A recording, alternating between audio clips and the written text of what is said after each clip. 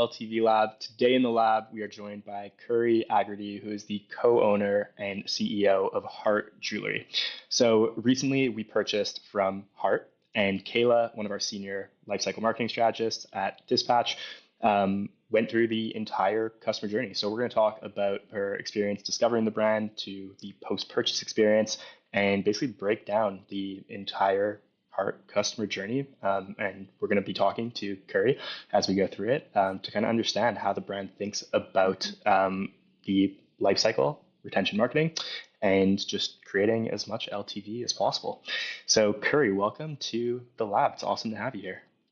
Thank you guys so much for having me. I am so excited to be here and feeling a little bit vulnerable in the hot seat, but I am so excited to hear from your all's perspective and also just to learn from you. I'm going to be taking a ton of notes.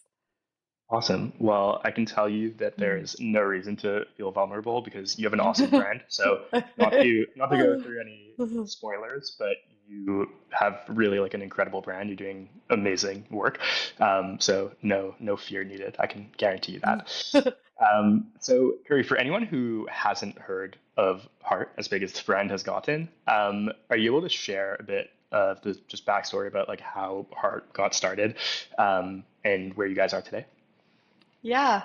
Well, Hart is a custom charm jewelry business. We're based in Charleston, South Carolina, and it was founded in 2016 by my sister Hart. And she really dove into custom charms around 2019.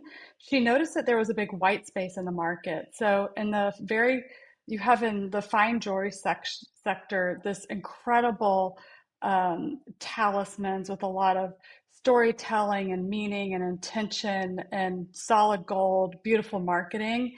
And then at the other end of the spectrum, you had costume jewelry that didn't have any meaning, that felt like disposable, throwaway, soulless. And so she decided to really lean into this best in class in the contemporary women's um, uh, section for jewelry, and it really started to blow up when we really tapped into the meaning, into the why behind the purchasing. So since 2020, we've grown our brick and mortar, and we now have 5 retail stores, including 2 locations in Charleston, New York, Nashville, and then we're opening a store in Nantucket in April. But our focus still continues to be e-commerce as well as retail, and making sure that when folks do come in for the retail experience,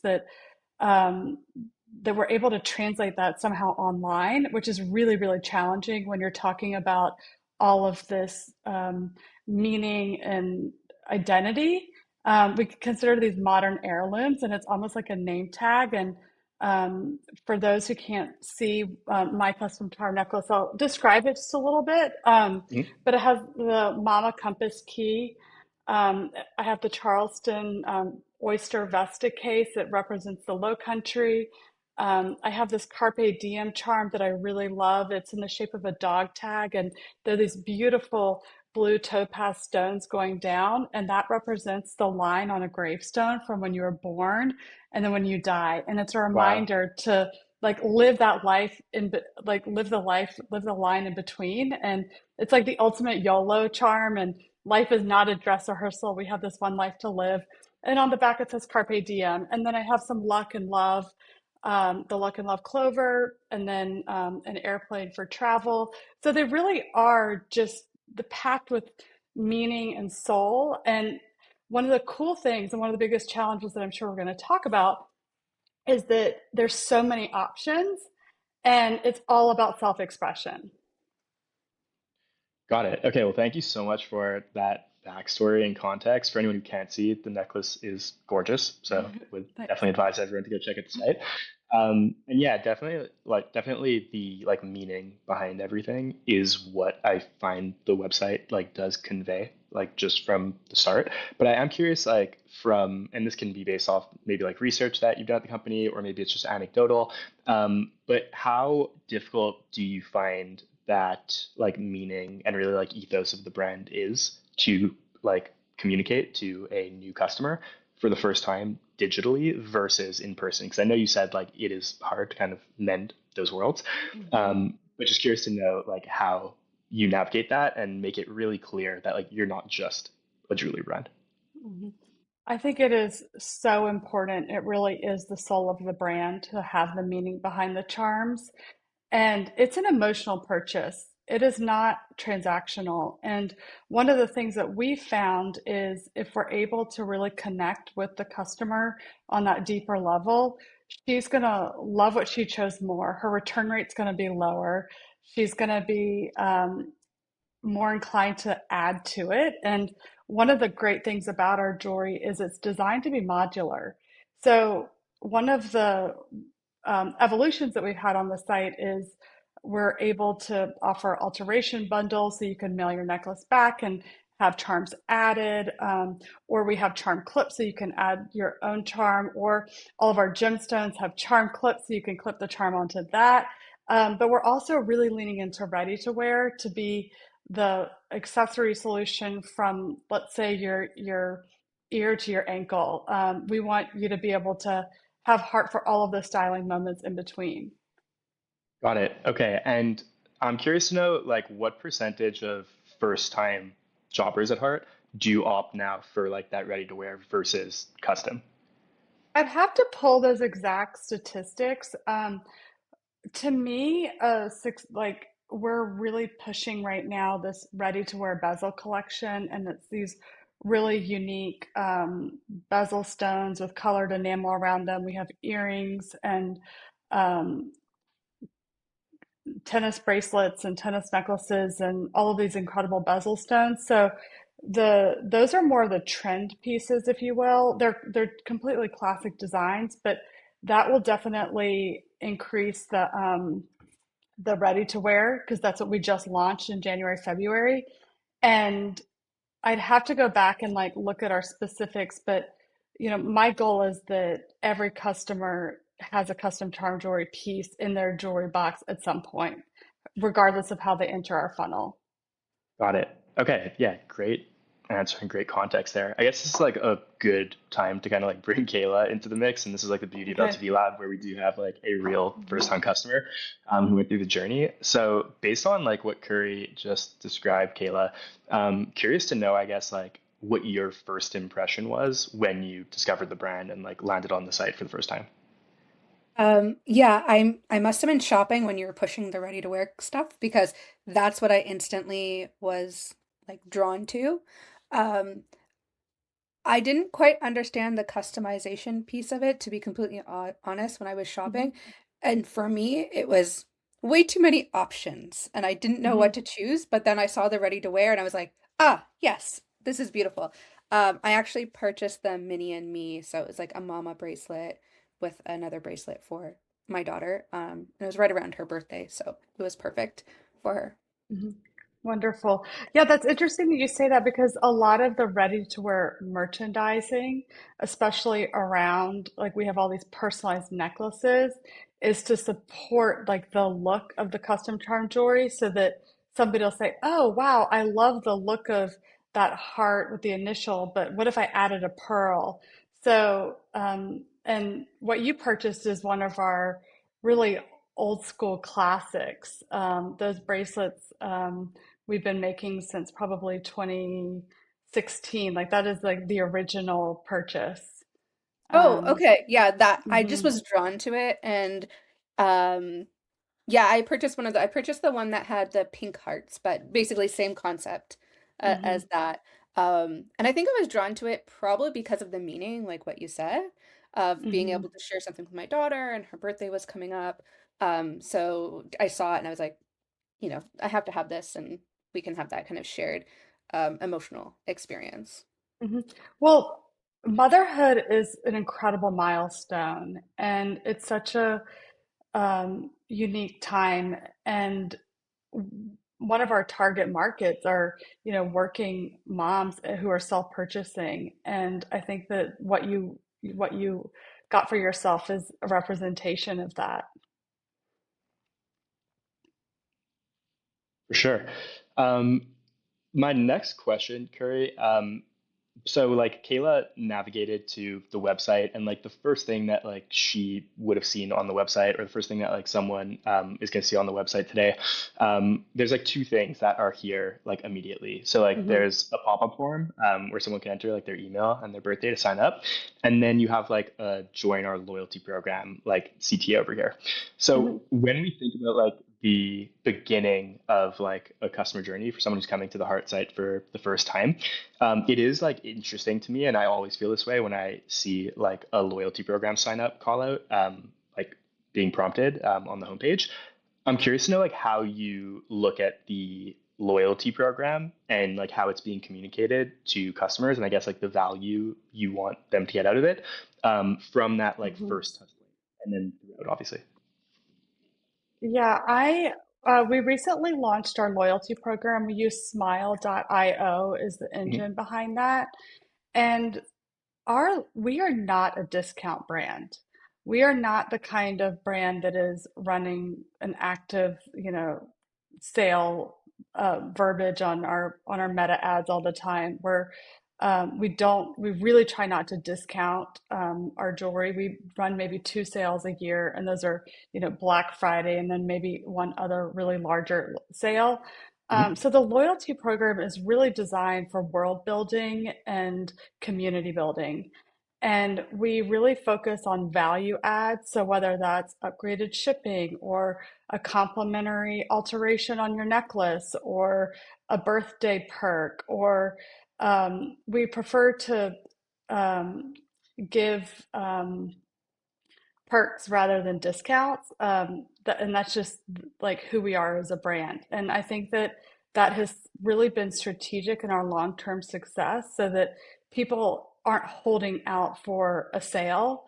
They know that we have the best in class quality in the custom charm jewelry, and the price that is on our website right now is probably the same price that it's going to be in 3 weeks. And if they join the loyalty program, they can get points to apply to a future order, but it's not necessarily like 20% off or 15% off. And, we're so cognizant about how we promote our and merchandise our products so that we're not discounting. Got it. Okay, yeah, that makes a ton of sense.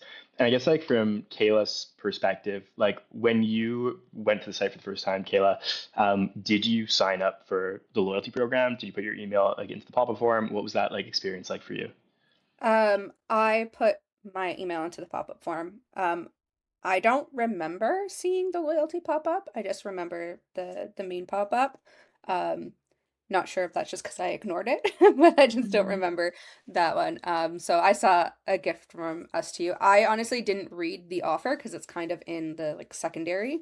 So I did sign up and then got my code and then realized I couldn't use it on my purchase because my purchase wasn't $100. Yeah, that makes sense. And whether you did see the loyalty program like sign up module or not, based on Curry's like description of it, is this something that like you would feel compelled to sign up for, like even before you make your first purchase, or do you potentially Yeah, see like value in a loyalty program like later in the life cycle? I think not as a first-time customer. As a first-time customer, I don't know about, this is my first shopping experience. I don't know that, there isn't going to be promos or the way that it was Mhm. described. So all of those perks aren't necessarily beneficial to me at that first purchase. Would they be now that I have purchased? 100%. But at my first purchase, I'm really just looking for that way in. And, having $10 off would be more important to me than perks of a loyalty program at that point. Yeah, and I would say like for anyone watching, this isn't specific to Heart at all, but this is something that like we see quite often. What's really important to analyze, like when we're thinking about this first touch point in the life cycle, like when someone first lands on the website for the first time, is something that like appears in a lot of like digital marketing touch points, which is we want to be very mindful of like the call to actions that we're putting in front of Mhm. people. And just like the universal rule of marketing, at least based on all of the data we've sent from sending over like 2 billion emails, running a lot of pop forms, et cetera, is that like the more options you give someone, the less likely they are to do like anything. So like the more focus you put on like one message and one CTA, the higher your conversion rate is going to be on that CTA. So in a situation like this, where we're asking someone fundamentally, like if they're seeing this on their first site session, like to sign up for our like email list and put their email in and their birthday and then sign up, and then also to sign up for our loyalty program, I can all but guarantee that like we're going to see lower conversion rates here than if we just had one of these. And in terms of like which one is that, the answer can be different for every brand, but typically, like just thinking through the like standard life cycle, it is usually ideal to focus on getting them into the funnel as an email subscriber, and then basically positioning the loyalty program as and like all of the benefits that are applicable to them after their first order, assuming that like there is a good offer in place just from signing up that like they can take advantage of first. Does that make sense, Carrie? Yeah, that's great feedback. I am completely aligned there. And Yeah, we and it's really 100% go ahead. value getting emails over the loyalty program at this point. To me, we are trying to collect emails at every touch point, whether it's through our brick and mortar stores or through prospecting at trunk shows and all the different events that we do, and then obviously here on the website. For sure. And honestly, and again, like this is a good tip for anyone who's watching. Um, as like the channels are evolving and integrations are evolving, what I'm finding more and more now, and like I can't say for sure that you'd be able to do this between like the Smile and Shopify and Klaviyo integration, but I have seen with other loyalty programs like the ability to basically just toggle a settings that like this loyalty program prompt shows up specifically to someone who like has already subscribed to email and it's like returning to the Mhm. site and potentially like has made a purchase before. So this is kind of like where personalization, especially like on-site personalization, is heading, and like definitely seeing more and more brands try to tackle that. But of course, like resource-wise, it is just like one other thing to kind of think about. So it's kind of like a slow burn at this point, but I do think like that's where the future is heading. We're starting to see Mhm. that for sure. Yeah. Um, cool. So that was like the first point, the touch point in the life cycle. The next thing here, Curry, I do want to like speak a little bit more to the customization Yeah. because you have one of the best like executed websites I've seen in a long time. And like I look at a lot of Shopify sites on a daily basis. But the way that you've executed your customization and like the ability to shop in a way that is like native to your brand specifically, I Mhm. think is really well done. And I want to put a spotlight on it for like everyone watching to see because like there is a tendency to kind of lean into like we're gonna operate our business this way because of like what Shopify allows us to do. And I think you obviously kind of like took things from first principles and said like we want to operate in a certain way. We want to give customers like a certain experience, and we're going to build that experience from scratch essentially.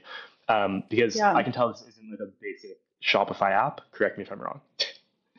Well, thank you so much, Elliot. I'm so proud of our team and of our website. And it is one of the biggest investments that we put into every single year is just fine tuning it and improving it. And this is our top converting page. This is where we hope every single person who comes to our site lands on the charm builder. And we used to, when I first started, we had this linear um, bundle builder where you literally like add a chain to your cart, then you add a charm. And the challenge is nobody, you couldn't see scale. So you didn't Mhm. know how all of the charms interacted with one another. And you couldn't design your layout. You had to write it in text. Like I Got want the it. heart in the middle, the A on the right, the matchstick on the left, and the pearl a little bit higher above. And so I went out on Upwork in 2020 with a scope of work, and I didn't know what the heck needed to get done, but I knew what I wanted it to do. we wanted to have a visual custom charm builder. And this is, probably it's 6 years old now. So this is probably the sixth iteration of the charm builder. And what's really cool is we're now taking this technology and adding it to some of our ready to wear options where you could choose a color cord and then change out the color of your bezel stone, or you could change out just specific edits. Um, but the idea is like you can choose your chain. So you choose what chain you want and it goes on to the left side. And then you can scroll down to the charms and shop by intention. And so this was really important for us because one of the things that was missing was all of the charms were just listed out. And you weren't able to really understand the why. And it's so important to us. Like, we want every necklace to come out looking cool and stylish, but it has like we have to be able to connect on the meaning. So if you Mhm. can either shop by intention or shop by size. And so under intention we have luck, love, mama. We also have personalization. So we have three different alphabets. They're all different sizes. All of the zodiacs. We have letters, numbers, you name it. So it's really sophisticated. And one of the coolest things too that we've developed is once you design it, you can save the image or you can forward that image to a friend. So if you've designed one and you want your partner to buy it, you could just forward it to them. And then we also have a lot of back-end technology where our assemblers have access so that once you check out, there's a screen grab and they're printing it out. And then if we don't like that arrangement, like, sorry, Elliot, I would probably veto putting the small horseshoe in the middle. We have our assemblers will text you an image of your final piece and send recommendations to change it or update it or to get your approval to ship it out. So we've really spent a lot of time on not only the technology for the customizations while you're in there, but through delivery of the final product to make sure that the customer is really pleased with it before we mail it out. Because if you were to receive that necklace and you didn't like it or you want changes, that creates so many more customer service emails and it can become more expensive. And so we really try to get ahead of that. And then we also offer virtual appointments. So at any time, you could go book an online appointment with a senior stylist, and she will literally design the necklace in real time on a necklace bust. And you can have this charm builder up and kind of say, oh, can you pull this charm? Can you pull that charm? And she'll have it in real life. So the charm builder has its life of its own, and I'm really glad that you're impressed with it because it's a labor of love. I can imagine. I know you said like how many iterations it's gone through, so I can just picture how much labor has gone into it. And the other thing that I also find really impressive, so I used to work as a director of e-commerce at an apparel brand, and we were doing a little bit of customizations. Like we would basically like make holes in t-shirts. We would like add Swarovski crystals to some things. But we were not like sending pictures of what the product looked like out to people. And for sure, we did get a lot of returns from people saying like, "Oh, I would have preferred the like Swarovski crystals be placed like on this part of the shirt." And the reason why we didn't do it is just because like it was very operationally intensive when we kind of Hmm. mapped out what that would look like.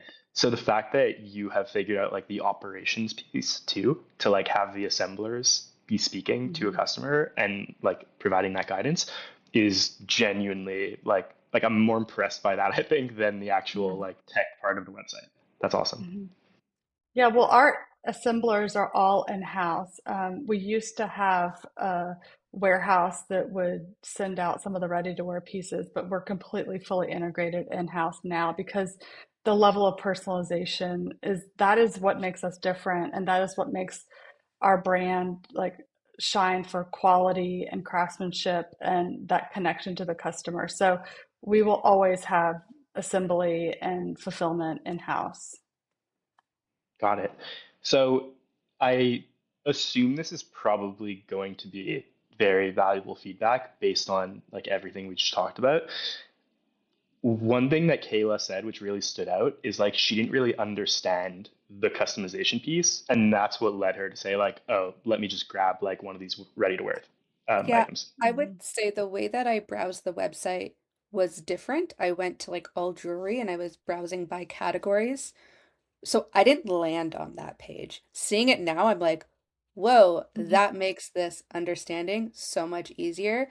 And I wish I had been informed about that page even after my purchase, because then I would have been more likely to purchase Yeah, again I or mean, I would love to revisit this with you having the full experience because the beaded bracelets are we're not making them anymore. They're just that ready to wear final look to add to a custom charm bracelet. We don't put any advertising behind them, and it's pretty much dead stock at this point. But the fact that you were drawn to that also speaks to there is demand, and maybe we could do a better job merchandising it. So when you saw the mama bracelet, there was more custom charm jewelry around there to kind of maybe tempt you to go look and explore more. Yeah, and that is really interesting, Curry. So I know like you just described that like one of those like SKUs or collection of SKUs is going to be Hmm. sunset. But really now that like I'm looking through it, like there are a lot of paths that like a new shopper can take that wouldn't lead them to see that like awesome customization experience. Hmm. And that isn't like specifically why I asked that question originally about like what percentage of new shoppers buy something custom versus Hmm. ready to wear. But it makes me even more curious now because yeah, like I kind of see Kayla's reaction where like she's awed by it. And Hmm. in an ideal Yeah. world, like as many customers as possible are at least like seeing that. And I guess like one sub question I have based off that, Curry, is in all of your like paid ads, I guess like organic social, all the content that you are creating and promoting to drive traffic to the website, how big of a focus is there on the customization piece as like the core angle?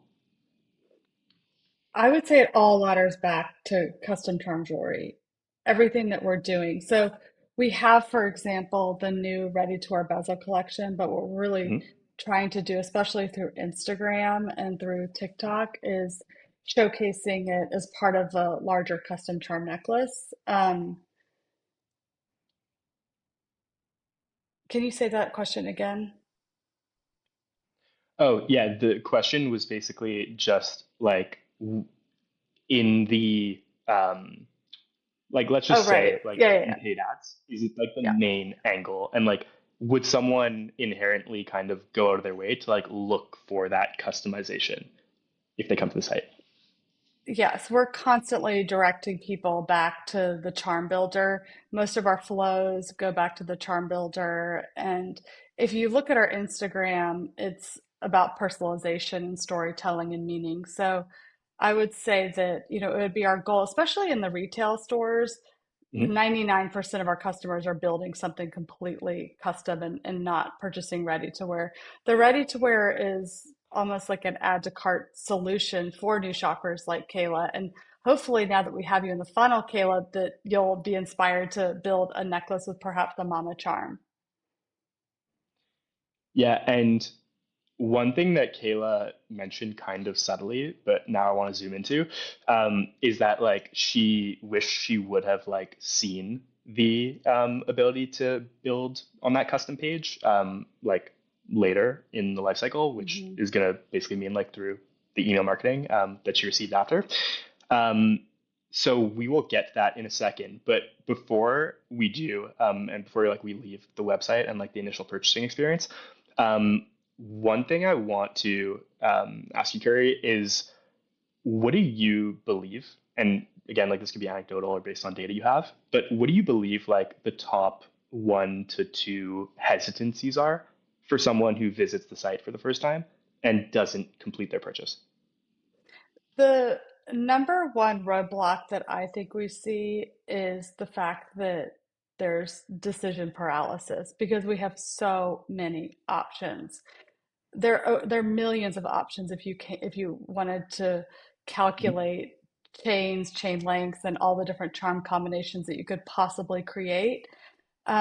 So I think decision paralysis is really big, and that's why we really focus on our flows and our Instagram on inspiration and showing a lot of combinations and popular like bestseller edits so that the customer can really think like, oh, I want something dainty and small, or I want a statement necklace with like huge talismans or whatnot. The second would be one of our biggest challenges is translating just how luxurious our quality and our plating is, to match our best in class like price point.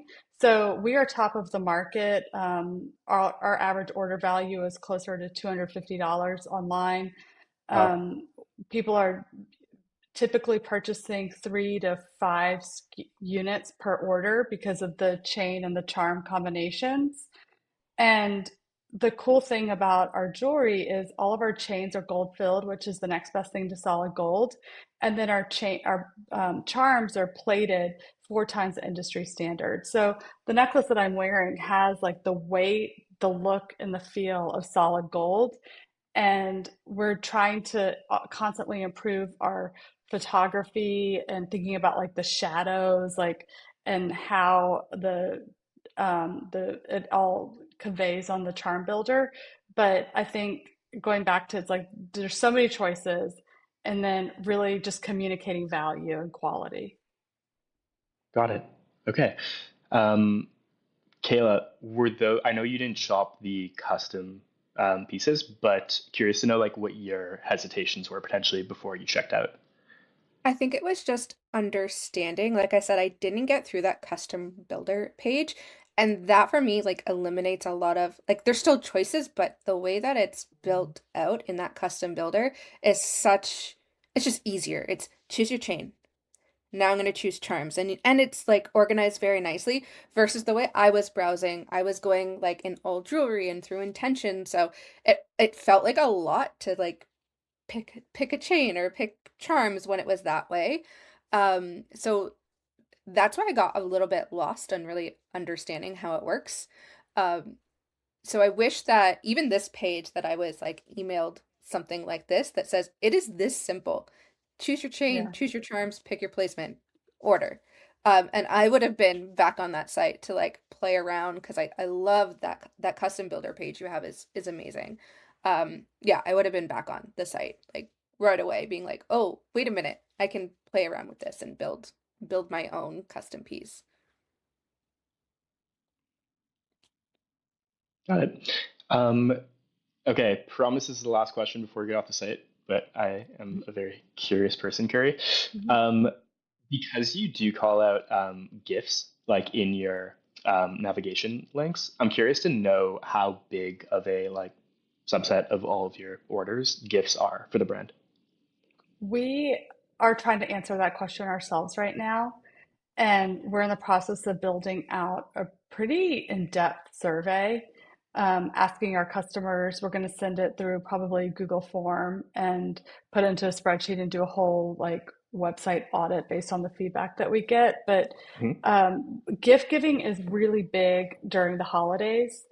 And we've made certain edits, and you'll see in the gift guide, for example, of these personalized pieces. So the personalization has been, so it means it's a chain with maybe one of our best-selling hearts, and then you add an initial. And so that's a really easy decision for somebody to make versus trying to go to the custom charm builder and create something from scratch. So gifts are a big part of our business. I don't have the exact breakdown, but we have found that the custom charm builder skews more towards self-purchasing women. Got it. Okay, that's great. Have you ever heard of the tool called Alia or the app by any No. chance? Okay, so this is something that we use for like almost, I think every single one of our clients at this point. What I'm going to show you like can be done on Klaviyo or Attentive, like wherever you build your pop-up forms natively. But Yep. like the ultimate thing Ali is known for, I would say, and they really like played a big role in bringing Cool. this to market like in a meaningful way. I'm sure you've seen this on like other sites that you Hmm. shop, and this is basically called just like a zero party data collection pop-up form, where instead of saying like here's your like take $20 off your first order of $100, you basically say like you've got $20 off your first order. To claim it, let us know, And then you ask for like one data piece, which can then Mm-hmm. really help you personalize either what they're going to see on site where you're going to take them, like to the landing page, Mm-hmm. or, and more of like an and, all of your email communications and SMS communications that come after that. So like hypothetically, you could have the two data points that just say like, are you shopping for yourself or are you shopping as a gift? And that would like Mm-hmm. completely change the messaging for that first Mm-hmm. customer in those like welcome flows, abandonment, let's say. But I'm curious to know like, and honestly, we go back and forth with clients for weeks trying to figure out like what that perfect data point is.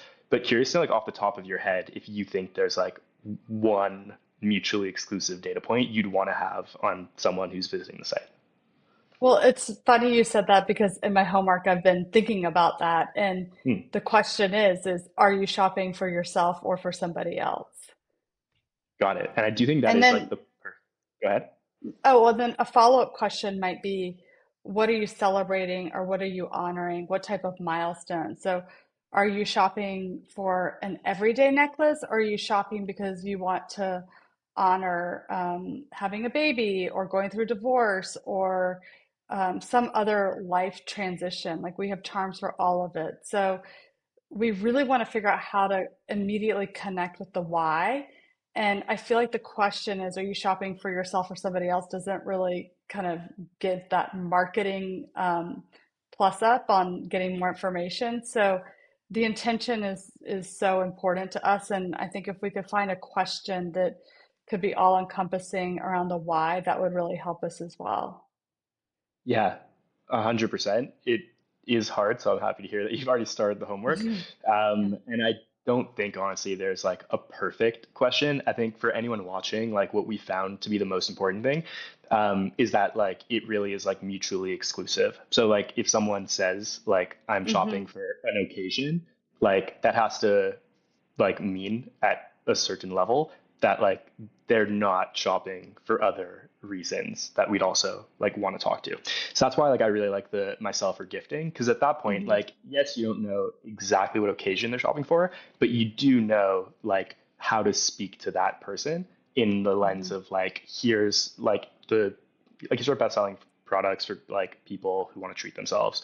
Here's our best selling products for moms, let's say, or like if they are identifying themselves as like buying as a gift, like here's our best selling gift products. Like even just the merchandising and what you put in front of that person within their first 1 to 2 days makes a huge difference compared to like getting really specific and personalized based off like knowing that they are shopping for like their wedding, let's say. Yeah. So does Alia go into a flow or does it redirect to certain landing pages that are custom to their answer? So basically, there's a few things you can do with it. Alia actually started off like being an educational pop-up tool. So there's like some cool examples of this. It's like they've kind of shied away from it now, but as an example, like what would happen is you would fill out this pop-up form and yeah, you basically say like, yes, I want my $20 off. And then Hmm. once you put your email in, it would basically take you into a flow kind of that like lives Hmm. on any page on your site. So it kind of looks like a pop-up. And it would take you through like an educational funnel, let's say and there would be like three Hmm. pages explaining how to shop the brand, let's say. That's option one. Option two is you can redirect. So like once someone clicks like submit, you can redirect to any landing page that you want to. And then option three, or I guess like, and option three, is it syncs directly with Klaviyo or Attentive or like any other ESP. And it basically allows you to have that data and use it strategically within your email SMS flows and campaigns. Hmm. Cool. Yeah, We'll check it out. yeah, for sure. Cool. So that basically takes us to like the end of the on-site portion of the customer journey. I'm gonna assume that you had an easy like time checking out Kayla on the site checkout process. Cool. So you place your order, and then next, like we get to the like fulfillment and like delivery part of the experience, which a lot of brands like overlook. But from a customer experience standpoint, like what we found, especially on LTV Lab, is like it can be a make or break type of situation. So Hmm. curious to know from your perspective, Kayla, like what that piece of the customer journey was like for you. Yeah, shipping was very fast. It shipped out, I want to say same day. So yeah, it shipped very fast. Um, it took a couple days to get to me, but like it shipped right away. So that was pretty impressive, and it came in this nice little bag. So yeah, it was the whole shipping part of it was until I got my product was great. Cool. Love to hear that. So my And next I will question. say, Kayla, just on the packaging side, we do really invest so much into the packaging of the custom charm jewelry. We have incredible custom boxes and pouches and stickers and ribbon and the whole nine yards. And the piece that you purchased is, as it's ready to wear, comes in typically a flat mailer, and that's an economic reason. And we kind of package it so that the beads will stay like intact. And I'm sorry that you didn't have the full unboxing experience that we're so proud of at Heart, but That's okay. Even the ready to wear though, it did come in this nice little, almost like fabric canvas type bag. Mhm, mhm. Yeah. So it was still really nice. It was still a great experience. So, knowing that the custom one is even better is makes me very curious to see what that would look Mhm. like.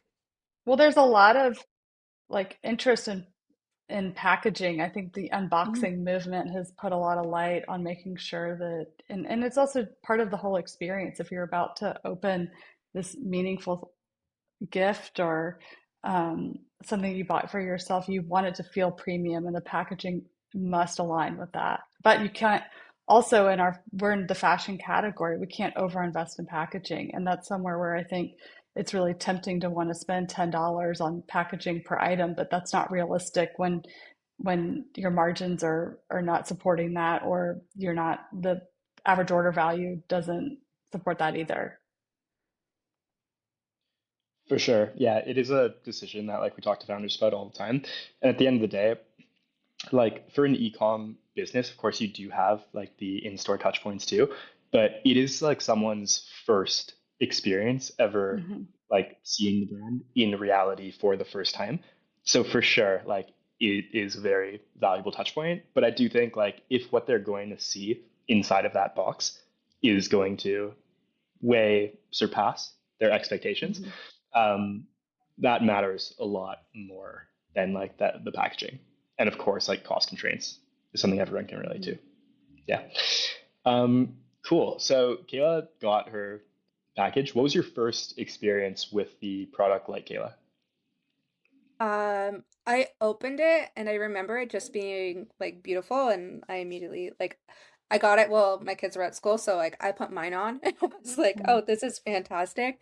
And then I wrapped up the other one for my daughter and I actually hid mine because I wanted to wait for her to open her so she could have it together. Oh, But yeah, the product was beautiful. It was very much like what I ex not I wasn't actually sure what to expect. Like it looked great on the website, but it was even better in person. And had a little card for like care instructions as well, which was appreciated on, how to take care of it. yeah, Cool. no slip and slides. Great to I hear. extra appreciated with it being like a kids like being paired with a kids thing. Like the copy on the card was for like the kids one was very much understanding that a kid is going to wear this. So I think there was some lines of like, we understand little people are, do their things, but try your best to have them not do this or whatever. So that it definitely felt, obviously it wasn't a personalized written, but it very much felt like, okay, you're connecting with me and you're connecting with like Mhm. understanding who the product is for.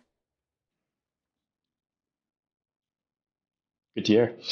Um, Cool. So getting into the like post-purchase experience, like typically those first 30 days for a brand like Heart are some of the best opportunities to try and drive that second purchase. Um, Curious to know from your end, Curry, at a high level, like what do you hope to achieve in the first 30, maybe it's 60, maybe it's 90 days after a customer places their first order? Once they place their first order, I want them to feel so connected to the piece that they purchase and part of the heart world. I'm not concerned about selling them anything else. I want them to love their piece, wear their piece, get suggestions on how to style it. I also don't want to lose them as a subscriber. So the content that we're sending out, you'll see that's highlighted right there is a feature on a Babes in Heart. She's an artist that we discovered. And we want you to think, oh, wow, I want to keep these emails going because they're sending playlists, they're highlighting people around the world that I've never heard of, they're giving styling ideas, they're talking about new releases and what's coming up on the radar. And my goal in this first 30 days is just to keep them engaged and want to, they don't have to open every email, but I don't want them to unsubscribe. The last thing I want to do is turn them off by trying to sell them more or make them feel like there's a discount that maybe they didn't get before and have FOMO on that. So we're really we spend a lot of time on our design and our copywriting and just making sure that the content is there to educate, entertain, and inspire. Got it. I love that. Like from a philosophical perspective, you can call it. I think that is one of the best ways to look at like a post-purchase experience for a customer. I know Mhm. everything in email marketing world typically is like very transactional. Like how can we like just Mhm. drive the next purchase? And honestly, like we at Dispatch are like a performance retention marketing agency, so we are very focused on the revenue piece.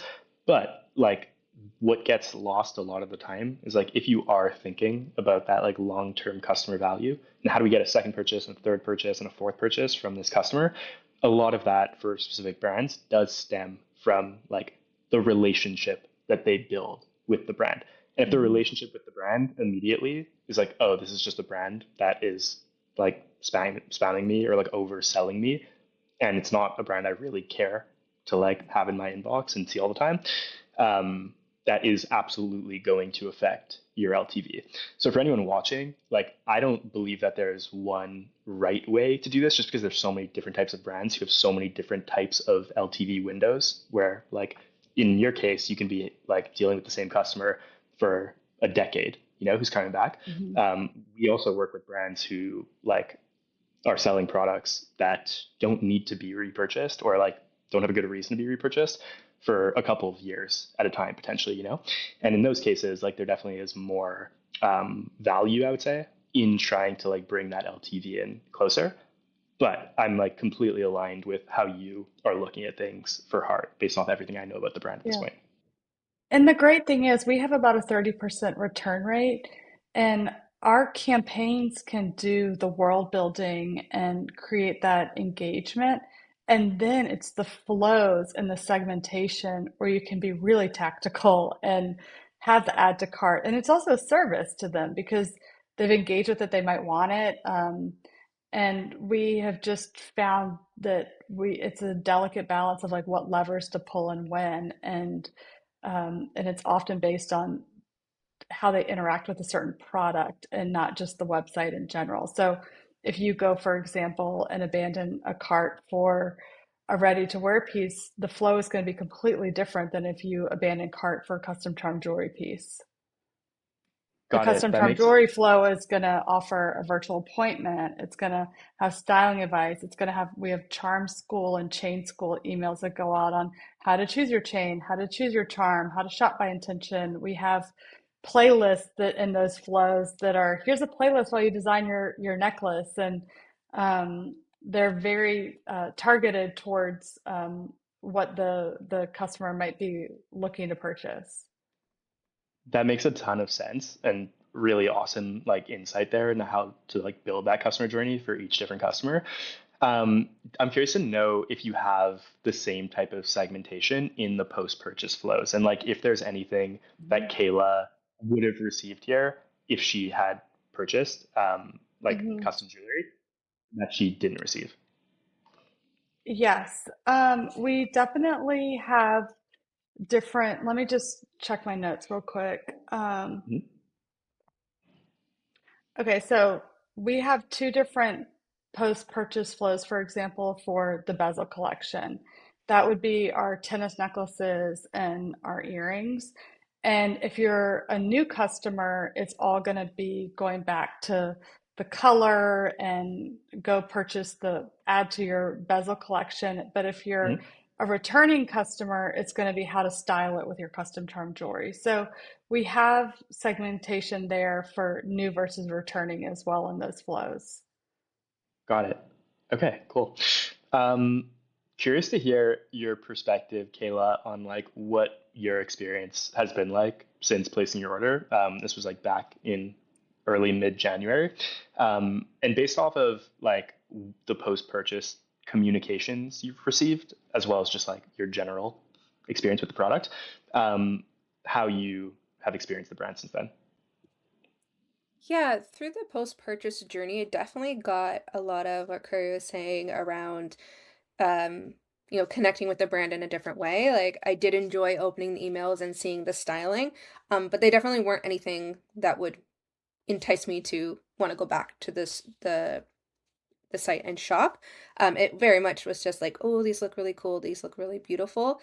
It was hard for me personally to see a lot of this fit into my everyday life. So I kind of wish there was a little bit more, not just, hey, you're gonna style it, but hey, this is like an everyday or speaking and also speaking more to the charm building aspect and a how to. Because I did buy a ready to wear piece, I really wish there was a communication of, hey, did you know Mhm. that we have custom jewelry and this is how you do it? Step one, step two, step three. Because a lot of these emails where it was saying, hey, this is beautiful, and I was captured by the imagery, and then it was like, oh, but build your whatever. It felt very intimidating without having the how it works communication earlier on in my journey. I think that's really great feedback. And I think in some of these campaigns that we have up versus the flow, we just need to reiterate going back to the core, the custom charm jewelry. And it could be as simple as a box that says, how does it work? And click Yeah, here and it lands on that exactly. page. And to be honest, because I didn't know about it, I just being told about it here on this call, while we were in this call, I've already built like a piece that I'm like, oh, I Okay. would love this, and I've saved it and emailed it to myself for when I'm ready to purchase, which I love that feature. So I think yeah, even having a little box in the step being like, it really doesn't isn't have to be complicated, right? It's one, two, three steps. Would be I think really impactful of keeping both that storytelling, but then also some more education and getting people to that custom piece. For sure. And I think like for anyone watching, it's a great um, opportunity to like look at your own customer journey and like see where segmentation post purchase is necessary. Because in this case, like because like Hart knew technically, like based on the data, that Kayla didn't purchase a customized piece, like if that custom nature of their product is the most important thing that like elevates the brand value and that like might make someone want to come back for their next purchase, um, we can like take that information and make a very like clear assumption because this is really like what happens a lot of the time, Curry, and this is like something that we identify in almost every episode of LTV Lab. It's really easy for brands internally to kind of have things become like obvious to them. And even myself as a Mhm. business owner, like there's a lot about dispatch that's like obvious to me. And what happens when that happens is like you don't feel the need to communicate and sometimes like over communicate things that need to be over communicated. So like it's very likely that to you it's like obviously we sell custom jewelry. It's like obviously like on every page on our website you can easily find how to customize your piece or how to build a custom piece, and like we've spent so much time and effort like building this page and like it's just a click away. But like for someone who's just discovering the brand and might not know about that, Mhm. there's so much value in over communicating those really important elements. Mhm. Yeah. Cool. Um, cool. Other than that, I would just ask you, Kayla, at kind of like the near end of this customer journey. Um, I take that like you have not placed another order yet, correct? I know you said you might now. No, I didn't through this journey. No, I did not. Okay. So it's been around 40-ish days, I think, 30 days. Do you know what the average time between like a first and second purchase is, Curry? I would have to get information. I don't have it with me right now, but it would definitely depend on like whether you're highly engaged versus a new customer. But Got we it. do, Okay. you know, repeat customers are incredibly important for our business. Got And it. But especially, it you know, the way that everything design is designed to be modular. So if you see those gemstones, they all have a charm clip. So you could add the charm there. You could add the charm to the pearls, to the Lorix cord, add it to your custom charm necklace. So we are really, we spend a lot of time building out the retention marketing. got it. Okay. Um, so with that said, like it's very possible, and probably likely that like your average time between first and second purchase is longer than 30 days. So like it's very likely that Yeah, it wouldn't have been definitely. expected. Right. So in that case, like I'm just curious to know from your perspective at this point, Kayla, like when would a likely time be for you to place that next order? What do you think realistically can trigger that next order for you? And is there any part of like the retention marketing that's currently in place, such as like the loyalty program, for example, that is like top of mind for you at this point? Um, So I think a couple things. I think there's an emotional aspect. So to obviously, especially for the custom side of things. So there is definitely life events custom that's going to kind of emotionally in my life push me to that purchase to like, have a custom piece related to that. Um, but, retention wise, I think that would be really hard for the brand to capture on, when do I feel emotionally connected enough with this piece to purchase it. And then I think secondly, like on the ready to wear pieces, there were some things that like popped up in these that I was like, "Ooh, that's really pretty. Maybe I'll purchase that." Um, and I clicked on it and then I looked at it and said, maybe not right now." It because it felt hard to see it in my everyday life, I would say. So I think on the retention side, um, being able to see like use cases in a way of Mhm, um seeing this in like everyday scenarios, like I bought a mama bracelet, so seeing someone wear, for example, one of these necklaces, walking their kid to school, mhm. could help me picture it that, oh, this isn't just like a special occasion jewelry piece, I can wear this every day.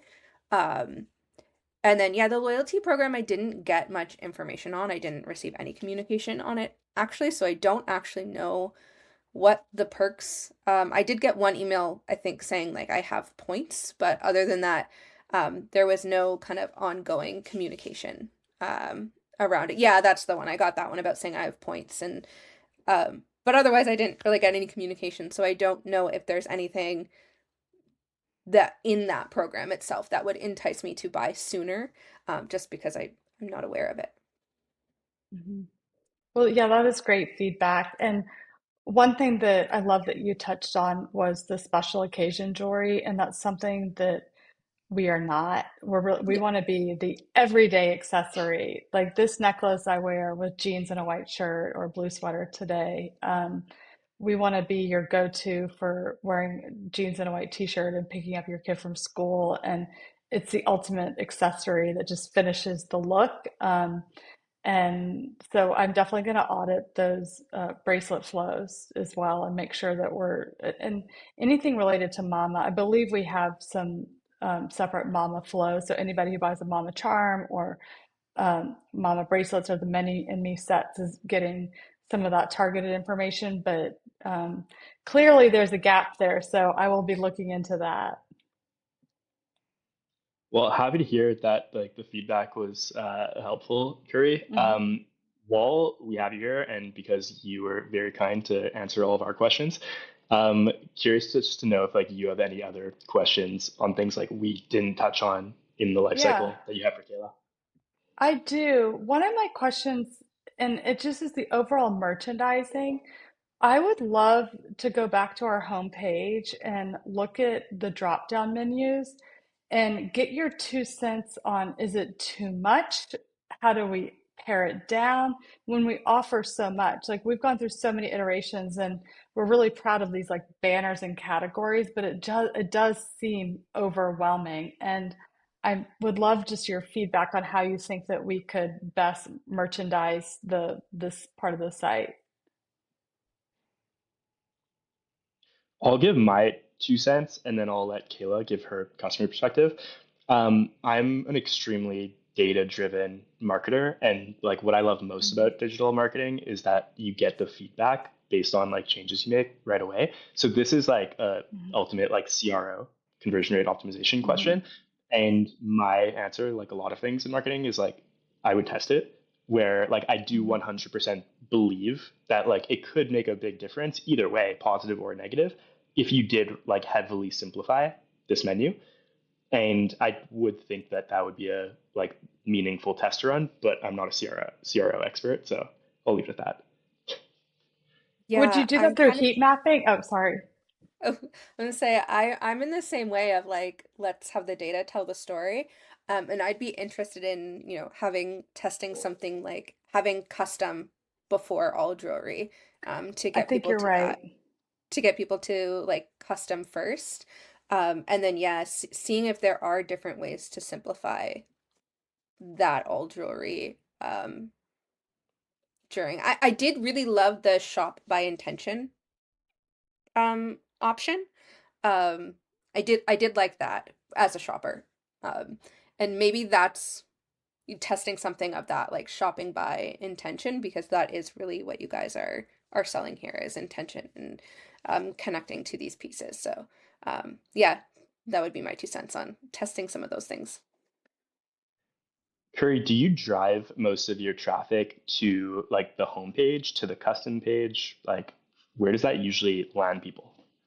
It depends. For on our meta ads, it's Mhm. typically bestsellers and new arrivals.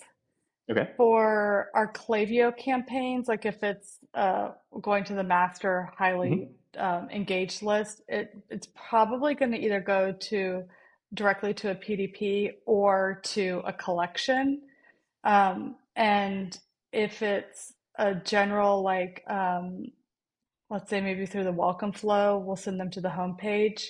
It just depends, but we it's challenging to send people to the charm builder immediately because they don't know what they're doing or what they're looking at or the why.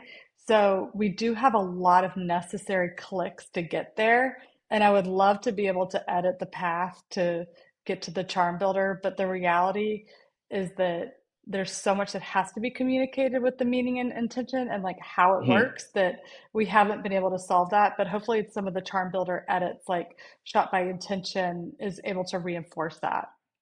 Yeah, it is just interesting though, as I'm browsing the site right now, where like there's so many paths that get me to like add something to cart and checkout without ever like being prompted to customize something, if that makes sense. Scroll down a little bit.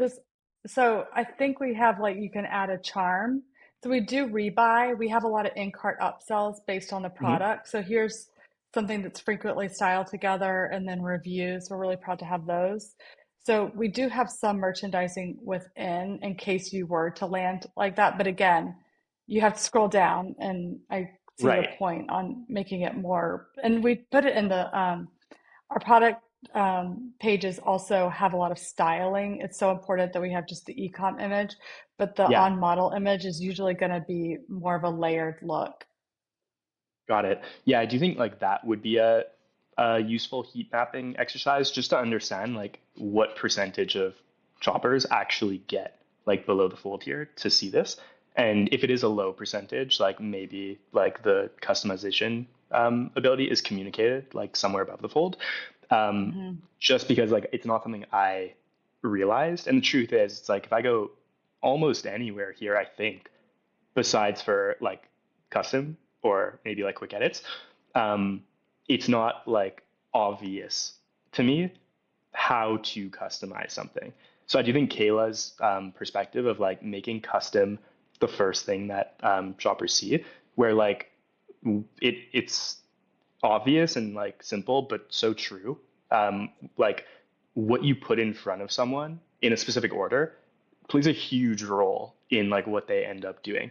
And I do think like if the first thing they're seeing is all jewelry and then they're gonna take one of these paths versus like they're seeing custom first, or maybe that's like what they're seeing on the home page, like that will like with 100% certainty influence the number of people who like end up seeing it, I believe. Mhm.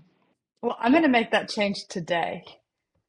Okay. Don't kill me if it goes negative, but this is yeah, this is why like CRO experts have a booming industry on their hands because it can make a big difference. And this is the Mhm. value I see in LTV Lab, where like we kind of get away from like those things that are like obvious and just see like how does someone who knows nothing about the brand perceive the brand and like experience everything that we're throwing at them.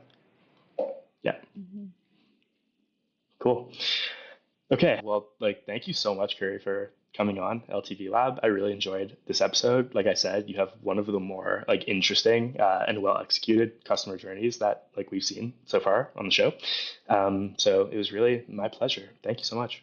Yeah. Well, thank you so much, Elliot and Kayla. And then also a huge shout out to our marketing team who put so much time and effort behind the site, whether it's through, Emily, who runs our e-commerce, to Tara, who oversees marketing, and Hannah on content, and Megan, and just all of them are really the people who make this happen. And at the end of the day, this is like kind of like owning a luxury car. You have to keep maintaining it and keep investing back into it and learning. And AI has been really cool for us. Like we're doing a lot of interesting beta testing and kind of building our own templates through, I think, Shogun right now. And it's fun to be able to talk shop with y'all and learn some new tricks.